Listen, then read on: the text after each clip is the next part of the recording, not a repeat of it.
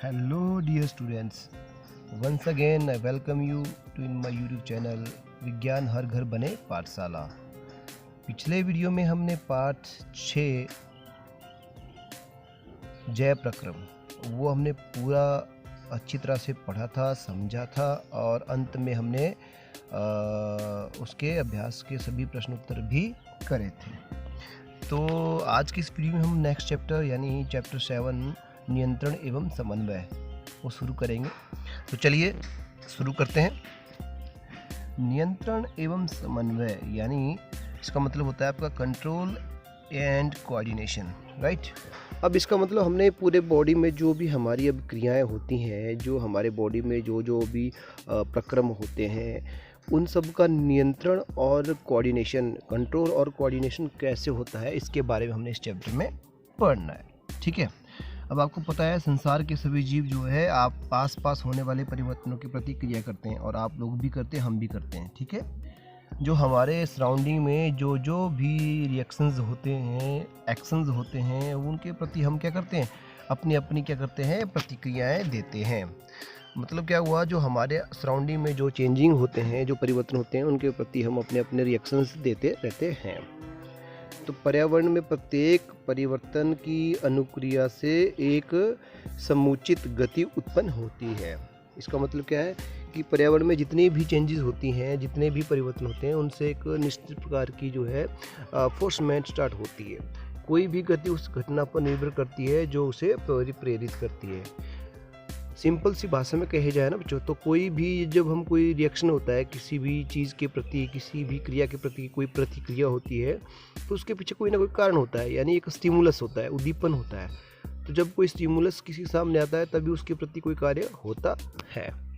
अब जैसे सपोज इसका उदाहरण देते हैं हम, ठीक है। जैसे हम गर्म हवा को किसी भी गर्म चीज़ को छूते हैं, या सपोज आप क्या कर रहे हो, खाना बना रहे हो, आप रोटियां जो है तल रहे हो, तवे पे सेक रहे हो, और गलती से आपकी आपकी जो उंगली है वह गर्म तवे के साथ टच हो जाती है, यानी आपको गर्मी लग जाती है और आपकी उंगली जल जाती है। तो आप तुरंत अपनी उंगली जो है पीछे कर लेते हो। करते हो कि नहीं? हाँ। तो ये उंगली पीछे कैसे करते हो, कभी आपने सोचा कैसे होती है ये चीज़? इसको बोलते हैं हम रिफ्लेक्शन, यानी हमने अपनी उंगली को पीछे कर लिया। तो ये होती है एक स्टिमुलस के कारण। स्टिमुलस क्या हुआ, इसमें उद्दीपन क्या हुआ, हमारी उंगली का जलना। जैसे ही हमारी उंगली जली और उसका जो सिग्नल हमारे दिमाग तक गया, तो उसके बाद फिर हमने उंगली पीछे की। तो इस प्रकार क्या होता है, इस चीज़ को बोला जाता है एक्शन एंड रिफ्लेक्शन, यानी क्रिया के विपरीत या क्रिया के जवाब में प्रतिक्रिया। तो ये होता है आपका रिस्पांस। तो इस प्रकार होता है, हमारी बहुत सारी आसपास की अनेक क्रियाएं होती हैं, प्रतिक्रियाएं होती हैं, जो कि किसी भी परिवर्तन के कारण होती हैं, जो हमारे पास होती है। अब हमने देखना है कि इन प्रतिक्रियाओं का नियंत्रण कैसे होता है, कंट्रोल कैसे होता है, कोऑर्डिनेशन कैसे होता है। तो जंतुओं में ये जो समन्वय होता है ना, ये होता है आपका तंत्रिका को तथा पेशी ऊतकों के द्वारा। ठीक है। ये दो ऐसे ऊतक हैं जिनके द्वारा आपका जंतुओं में क्या होता है, ये कोऑर्डिनेशन एवं कंट्रोल होता है। अब सबसे पहले है रिसेप्टर्स, यानी जो सिग्नल को रिसीव करते हैं। जब आपके सामने कोई भी प्रतिक्रिया आपकी बॉडी देती है, तो उसको देने से पहले आपको एक सिग्नल मिलता है, यानी आपकी बॉडी उस चीज़ को रिसीव करती है कि उसके जवाब में आपने क्या रिस्पॉन्स देना है। तो सबसे पहले होता है ग्राही, यानी रिसेप्टर्स। ठीक है। तंत्रिका कोशिकाओं के विशिष्ट सिरे में जो पर्यावरण के सभी सूचनाओं का पता लगाते हैं, ग्राही कहलाते हैं। ठीक है। तो आपको जब मैंने पिछले चैप्टर में ऊतक बताए थे, उसमें हमने तंत्रिका, जब आपने पिछली कक्षाओं में ऊतक पढ़े हैं तो आपको तंत्रिका ऊतकों का स्ट्रक्चर भी पता है कि तंत्रिका ऊतक किस प्रकार होते हैं। तो उनके आगे जो होते हैं वो होते हैं आपके रिसेप्टर्स। तो वो सिग्नल, जो उनके पॉइंट्स होते हैं ना, ध्रुमिकाएं वगैरह, उनको सिग्नल्स रिसीव करती हैं वो, फिर वो एक तंत्रिका से दूसरी तंत्रिका में सिग्नल को पहुंचाती है। ठीक है। तो ये होते ग्राही। अब ग्राही जो रिसेप्टर्स होते हैं उनके कितने प्रकार होते हैं वो देखते हैं। ग्राही बेसिकली जो है निम्न प्रकार के होते हैं। नंबर 1 प्रकाश ग्राही, यानी फोटो रिसेप्टर, जो दृष्टि की आंख के लिए होते हैं, यानी जो पहले हमारे होते हैं प्रकाश ग्राही या फोटो रिसेप्टर। ये क्या करते हैं, दृष्टि के लिए होती है। आँख जब हम कोई चीज़ रिप्लाई करते हैं, जैसे हमें पता चलता है कि हम कोई चीज़ देख रहे हो ना, तो ये आँखों में होते हैं हमारे ग्राही रिसेप्टर्स। हम कोई चीज़ देखेंगे तब हमें पता चलेगा हम ये चीज़ देख रहे हैं और उसके जवाब में हम प्रतिक्रिया करते हैं। तो ये होती है हमारी प्रकाशग्राही। दूसरे होते हैं हमारे श्रावणग्राही, जो हम सुनते हैं, ये बेसिकली हमारे कान में होते हैं। तो ये जो सुनने की क्षमता होती है हमारे कान में होती है, इनको बोलते हैं हम श्रावणग्राही रिसेप्टर्स, यानी फोनो रिसेप्टर्स। पहले होता है हमारा फोटो रिसेप्टर्स, ये होते हैं आपके प्रकाशग्राही। दूसरे होते हैं हमारे श्रावणग्राही यानी फोनो रिसेप्टर्स। ठीक है, ये सुनने की क्षमता होती है इनमें। और तीसरे होते हैं आपके संवेदी यानी रस संवेदी ग्राही, इनको बोला जाता है गस्टेटरी रिसेप्टर। गस्टेटरी रिसेप्टर क्या होते हैं? जो हमारे स्वाद में, जीभ में हमारे सेंसरी ऑर्गन्स होते हैं ना, जो हमारे सेंसरी ऑर्गन में से जीभ है, तो जीभ जो क्या करती है आपकी जीभ में अंदर होती है गस्टेटरी रिसेप्टर्स, जो स्वाद को चखते हैं, उसके बाद हम बताते हैं कि ये नमकीन है कि मीठा है। तो इस प्रकार जो है हमारे रिसेप्टर्स या तो ये रिसेप्टर्स होते हैं इस प्रकार। तीसरा है, चौथा हमारा फिर घ्राण ग्राही या ऑल फैक्ट्री रिसेप्टर, ये सूंघने की क्षमता होती है इनमें। जो हम नाक से सूंघते हैं तो इसको बोलते हैं घ्राण ग्राही या ऑल फैक्ट्री रिसेप्टर्स। तो चौथा जो रिसेप्टर है वो है आपका ऑल फैक्ट्री रिसेप्टर, या इसको बोलते हैं घ्राण ग्राही। ये मतलब हमारे सूंघने की शक्ति नाक में होता है। तो जो चीज़ें हम नाक से सूंघ के बाद हम उसको जो प्रतिक्रिया देते हैं उसको बोलते हैं हम घ्राण ग्राही। उसके बाद पांचवा जो रिसेप्टर है हमारा वो है थर्मो रिसेप्टर यानी स्पर्शग्राही। अब इसका जैसे नाम है स्पर्शग्राही, तो इसका मतलब है जब हम कोई चीज़ महसूस करते हैं त्वचा के द्वारा तो उसके प्रति हम जवाब देते हैं। तो जैसे मैंने इन रिसेप्टर को पढ़ाने से पहले आपको बताया कि जब हम तवा पे उंगली जल जाती है तो फिर हम एकदम से उंगली पीछे हटाते हैं, तो त्वचा से ही हम जलन महसूस करते हैं। तो वो जो हमारी उंगली पे जो रिसेप्टर्स हैं, जो ग्राही है, वो है स्पर्शग्राही। तो जब हम किसी चीज़ को स्पर्श करते हैं, हमें गर्म और ठंडा लगता है, एकदम से हम हाथ को पीछे करते हैं। तो इस प्रकार जो है जो रिसेप्टर्स हैं जो आपके ग्राही हैं वो 5 प्रकार के हैं। पहला है फोटो रिसेप्टर्स यानी लाइट के प्रति। दूसरा है आपका फोनो रिसेप्टर्स यानी सुनने वाली क्षमता, श्रावणग्राही। तीसरा है हमारा गस्टेटरी रिसेप्टर्स यानी रस संवेदी ग्राही, जो कि हमारी जीभ में होती है, जो स्वाद जो है हम चखते हैं, कड़वा, मीठा, तीखा, नमकीन, उसके प्रति हम जवाब देते हैं कि ये ऐसा है। ठीक है, वो होते हैं हमारे रस संवेदी ग्राही यानी गस्टेटरी रिसेप्टर्स। चौथा है हमारा घ्राण ग्राही यानी ऑल्फैक्टरी रिसेप्टर्स, जिसके द्वारा हम सुनते हैं कि यह कैसा है, अच्छा है, शोर है, तो वो ऑल्फैक्टरी रिसेप्टर होते हैं। उसके बाद है स्पर्शग्राही यानी थर्मो रिसेप्टर्स, जो हम टच करते हैं उंगली से किसी भी हमारी त्वचा से, तो हमें पता चलता है यह गर्म है, ठंडा है, तो होते हैं आपके स्पर्शग्राही। ठीक है, अब चलिए तंत्रिका उत्तक क्या होता है इसके बारे में पढ़ लेते हैं हम। पहला तंत्रिका उत्तक, हालांकि ये मैंने आपको पढ़ा रखे हैं 9th कक्षा में, फिर भी एक बार दोबारा पढ़ाते हैं आपको। तंत्रिका उत्तक क्या होता है? मतलब तंत्रिका कोशिकाओं का एक जाल होता है जो कि एक दूसरे से जुड़ा होता है और ये सूचनाओं का आदान प्रदान करता है। एक सूचना जो है एक भाग से दूसरे भाग तक सूचना पहुंचाता है, यानी सूचनाओं को शरीर के एक भाग से दूसरे भाग तक पहुंचाने का, संवहन का जो कार्य करता है उसको बोलते हैं हम तंत्रिका उत्तक या नर्वस टिश्यू।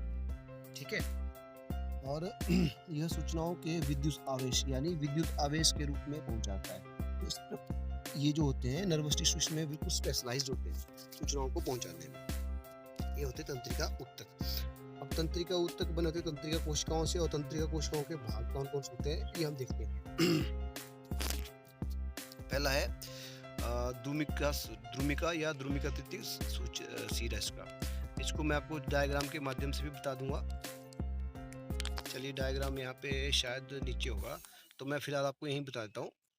इसके जो हमने पढ़ने हैं ना भाग, कौन कौन से मेन भाग होते हैं, वो होते हैं 3 भाग। इसके तंत्रिका कोशिका, जैसे मान लीजिए तंत्रिका कोशिका बनी है, मैं आपको बनाता हूँ इस तरह से।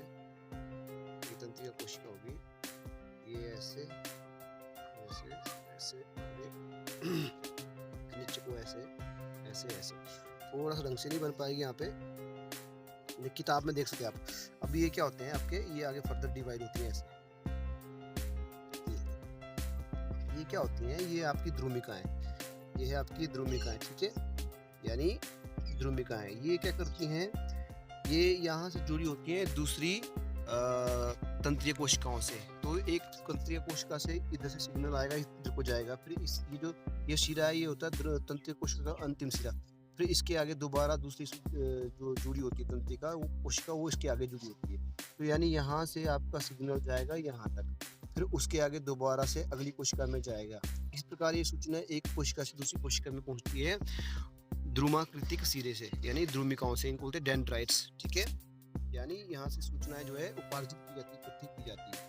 इसके बाद दूसरा सिरा आपका ध्रुमिका से कोशिका तक, यानी फ्रॉम डेंड्राइट टू साइटोप्लाज्म।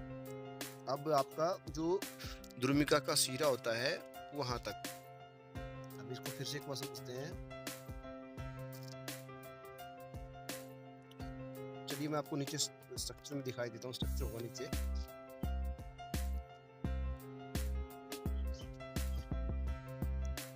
ये मैं बोला आपको पहले ध्रुमिका, ये जो बाहर की डेंड्राइट, इसको बोलते हैं डेंड्राइट्स। क्या बोलते हैं? डेंड्राइट्स। और ये जो है साइटोप्लाज्म। सूचना पहले बाहर से आ रही है यहाँ तक, फिर यहाँ से जा रही है यहाँ तक, अंदर तक। तीसरा सिरा होता है आपका फिर एक्सॉन। ये जो गोले गोले जैसे ना, ये एक्सॉन बॉडी है। फिर यहाँ साइटोप्लाज्म से जाती है आपकी एक्सॉन तक। तो इस प्रकार जो है सूचनाएं बाहर से आ रही हैं और आपकी न्यूरॉन्स या तंत्रीय कोशिका के माध्यम से तंत्रीय कोशिका के नीचे वाले हिस्से में जा रही है। फिर यहाँ से फर्दर आपकी दूसरी तंत्रिका कोशिका जुड़ी होती है आगे को, ऐसे जैसे ये वाली है ना, ऐसे ये सीधा यहाँ जुड़ा होगा दूसरा। फिर जैसे दूसरी कोशिका में जाएगी और यह आगे तक पहुँच जाती रहेगी। तो इस प्रकार 3 सिरे होते हैं आपके इसके तंत्रिका कोशिका के। ठीक है, यानी ध्रुमिका से कोशिकाएं तक। ठीक है, दूसरा सिरा होता है आपका एक्सॉन्स, मैं जो बताया आपको बीच में एक्सॉन, वहाँ से उसके बाद आपका तीसरा सिरा होता है आपका पहला ध्रुमिका सिरे से ध्रुमिका तक, डेंड्राइट तक। उसके बाद आपका ध्रुमिका के सिरे से कोशिका तक, यानी साइटोप्लाज्म तक। तीसरा आपका एक्सॉन। तो ये 3 सिरे हो गए आपके, और ये तीनों ही आपके पढ़े हैं आपने 9th क्लास में अच्छी तरह। तो ये थे तंत्रिकाओं का आपका स्ट्रक्चर, या तंत्रिकाओं का किस प्रकार ये निर्मित होती है। अब उसके बाद है तंत्रिकाओं द्वारा सूचनाओं तथा संचरण, यानी तंत्रिकाओं द्वारा क्या होता है? सूचनाओं का संचरण, propagation of the information through nerves, यानी सूचनाओं को एक फैलाना आगे तक ना, संचरण करना। तो ये कैसे होता है फिर हम ये पढ़ते हैं। ठीक है, अब आपको पता है सभी सूचनाएं जो है हमारे मस्तिष्क तक जाती है। सबसे पहले एक बात ध्यान रखिए, आपका जो दिमाग है ना, वो एक सेंटर हब है किसी भी सूचना के लिए। तो जितनी भी आपकी सूचनाएं आती हैं, आपकी जो मैंने ग्राही बताई, रिसेप्टर्स बताए, फोटो रिसेप्टर, फोनो रिसेप्टर, ठीक है, और गस्टेटरी रिसेप्टर्स और सेंसरी जो त्वचा के द्वारा टच रिसेप्टर होते हैं, वो सारी सूचनाएं हमारे दिमाग को पहुंचाते हैं। फिर दिमाग उनको एनालाइज करता है, उन सूचनाओं को पढ़ता है और विद इन सेकेंड उसका जवाब देता है वापस बॉडी के उसी भाग में जहाँ से वो सूचनाएं आई होती हैं, ताकि उस सूचना के प्रति, उस रिसेप्शन के प्रति वह प्रतिक्रिया दे सके। तो ये होता है within the second, millisecond of the time. और इसके लिए हमारा एक ही पार्ट होता है जो ये सारे कार्य करता है, वो है मस्तिष्क। क्या है? मस्तिष्क।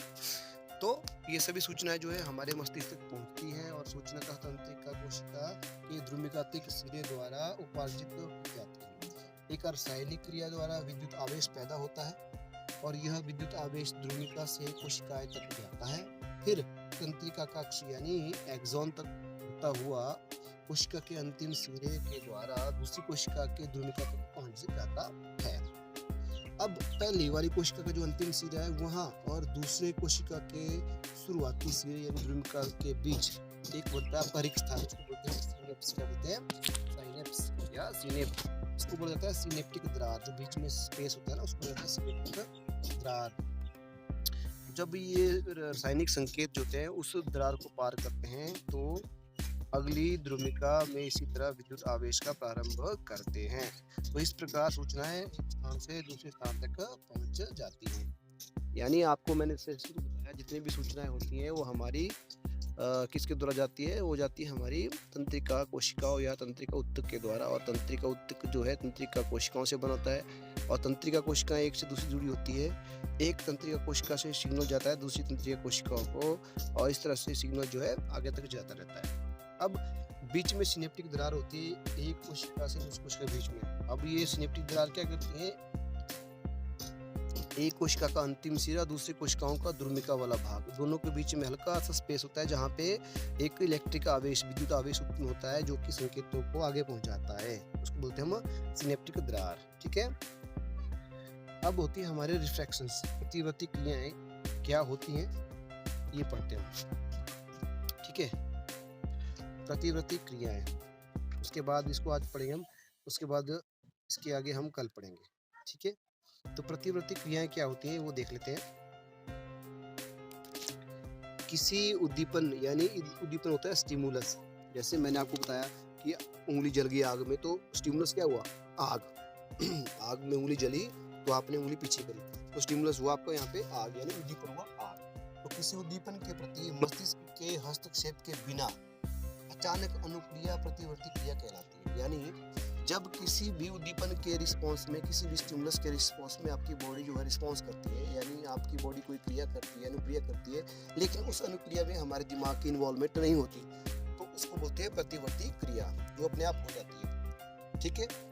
ये क्रियाएं स्वतः होने वाली क्रियाएं होती है जो जीव की इच्छा के बिना होती है, इसमें जीव की इच्छा शामिल नहीं होती है, उनको बोलते हैं प्रतिवर्ती क्रिया। अब इसके उदाहरण देख लेते हैं कौन कौन से हैं। किसी गर्म वस्तु को छूने से जलने तक तुरंत हाथ पीछे हटा लेना। जब आप किसी वस्तु को, गर्म वस्तु को छूते हैं तो एकदम से आप पीछे हाथ हटा लेते हैं, तो इसमें भी हमारा दिमाग इन्वॉल्व नहीं होता, ये भी प्रतिवर्ती क्रिया होती है। खाना देखते ही मुंह में पानी आ जाता है। जब आप खाना देखते हो तो मुंह में पानी आना, लार का आना, तो ये भी आपका प्रतिवर्ती क्रिया हो जाती है, इसको भी दिमाग इन्वॉल्व नहीं होता। तीसरा, सुई चुभोने पर हाथ का हट जाना, तो ये भी आपकी प्रतिवर्ती क्रिया है, इस पे भी आपका दिमाग का इन्वॉल्वमेंट नहीं होती है, अपने आप हो जाती है। तो ये थी आपकी प्रतिवर्ती क्रिया। अब इनका नियंत्रण कैसे होता है, ये नियंत्रित कैसे होती है ये देखते हैं। सभी प्रतिवर्ती क्रियाएं मेरुरज्जा द्वारा नियंत्रित होती है। ये जो हमारी प्रतिवर्ती क्रियाएं होती है ना, ये होती है मेरुरज्जा के द्वारा नियंत्रित। सभी, कौन कौन सी? सभी प्रतिवर्ती क्रियाएं जिनमें जो है दिमाग का हिस्सेदारी नहीं होती है, दिमाग इन्वॉल्व नहीं होता है, वो सभी जो है हमारी मेरुरज्जु के द्वारा कंट्रोल की जाती है। उसके बाद है ऐच्छिक क्रियाएं। तो वे सभी क्रियाएं जिन पर हमारा नियंत्रण होता है उनको ऐच्छिक क्रिया कहते हैं। ऐसी क्रियाएं जो हमारी इच्छा के अनुसार होती है, जैसे नाम है, ऐसी क्रियाएं जो हमारी इच्छा के द्वारा होती है, जिसमें हमारा कंट्रोल इन्वॉल्व होता है, उसको बोलते हैं हम ऐच्छिक क्रिया। जैसे हम बोलते हैं, चलते हैं, लिखते हैं, तो हम अपनी मर्जी से करते हैं, कभी भी रोक सकते हैं इसको, है ना। ये हो गया हमारा ऐच्छिक क्रिया है। अब ऐच्छिक क्रियाओं का नियंत्रण कैसे होता है? ऐच्छिक क्रियाएं हमारे इच्छा और सोचने से होती है, इसलिए इनका नियंत्रण हमारे बोलने, सोचने वाला भाग जो है दिमाग करता है, यानी हमारी यह दिमाग के द्वारा होती है, अग्र मस्तिष्क के द्वारा होती है। जितनी भी ऐच्छिक क्रियाएं होती हैं, वॉलंटरी रिएक्शंस होते हैं, वो सभी हमारे दिमाग के द्वारा कंट्रोल किए जाते हैं। दिमाग के कौन से भाग द्वारा? अग्र मस्तिष्क के द्वारा। अब दिमाग के कितने भाग होते हैं वो हम आगे पढ़ेंगे इसी वीडियो में या इसी चैप्टर में। ये थी हमारी ऐच्छिक क्रियाएं। दूसरी होती है अनैच्छिक क्रियाएं। वे सभी क्रियाएं जो स्वतः होती रहती है, जिन पर हमारा कोई कंट्रोल नहीं होता, उनको बोलते हैं हम अनैच्छिक क्रियाएं। अब कुछ ऐसी क्रियाएं होती है जो अपने आप होती रहती है पूरी जिंदगी भर, जिन पे हमारा कोई भी नियंत्रण नहीं होता। जैसे हृदय का धड़कना, हृदय अपने आप धड़क रहा है ना लगातार, आप चाहे सो जाओ तब भी धड़केगा, आप चाहे जागे रहो तब भी धड़कता है, तो इस पे हमारा कोई कंट्रोल नहीं है। सांस लेना, जब हम सांस लेते हैं तो ये भी ऑटोमेटिक प्रोसेस चली रहती है, तो इस पे हमारा कोई कंट्रोल नहीं है। हाँ, भोजन का पचना, यानी भोजन जब हम शरीर में खाते हैं तो वो भी पचता रहता है, ठीक है ना। उसके लिए आपकी परमिशन की जरूरत है कि हाँ जी भोजन आ गया, अब क्या पचा लूँ मैं? नहीं। तो ये तीनों क्रियाएं जो है उदाहरण ये आपके अनैच्छिक क्रियाओं के, इनवॉलंटरी रिएक्शंस या इनवॉलंटरी क्रिया है। उसके बाद आता है आपका अनैच्छिक क्रियाओं का नियंत्रण कैसे होता है। अब ये अनैच्छिक क्रिया है, इनको कौन कंट्रोल करता है? अनैच्छिक क्रियाओं को भी हमारा मस्तिष्क कंट्रोल करता है, पर मस्तिष्क को कौन सा भाग करता है? मध्य मस्तिष्क और पश्चिम मस्तिष्क। ब्रेन के 3 भाग होते हैं, मैं पढ़ाऊंगा आपको आगे। अग्र मस्तिष्क यानी फोर ब्रेन, मध्य मस्तिष्क यानी मिड ब्रेन एंड पश्चिम मस्तिष्क यानी हाइंड ब्रेन। तो ये तीनों भाग होते हैं। जो पहला भाग होता है फोर ब्रेन, वो करता है आपका प्रतिवर्ती क्रियाओं को, ऐच्छिक क्रियाओं को। दूसरी क्रिया होती है आपकी अनैच्छिक क्रियाएं, उनको कंट्रोल करता है मध्य मस्तिष्क और पश्चिम मस्तिष्क, जो पिछला भाग होता है, ठीक है। तो ये है आपकी क्रियाएं।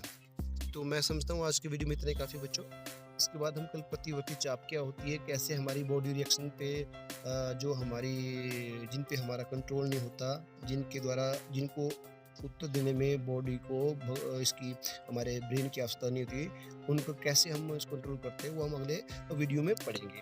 तो आज के वीडियो में जो हमने आज पार्ट 7 नियंत्रण एवं समन्वय कक्षा 10 का पढ़ा, वो ये हमारा वीडियो का पहला भाग था। तो वीडियो के अगले भाग में इससे आगे पढ़ते हैं। तो आज का वीडियो यहीं तक, तो मिलते हैं अगली वीडियो में। तब तक के लिए अपना ध्यान रखिए, बाय।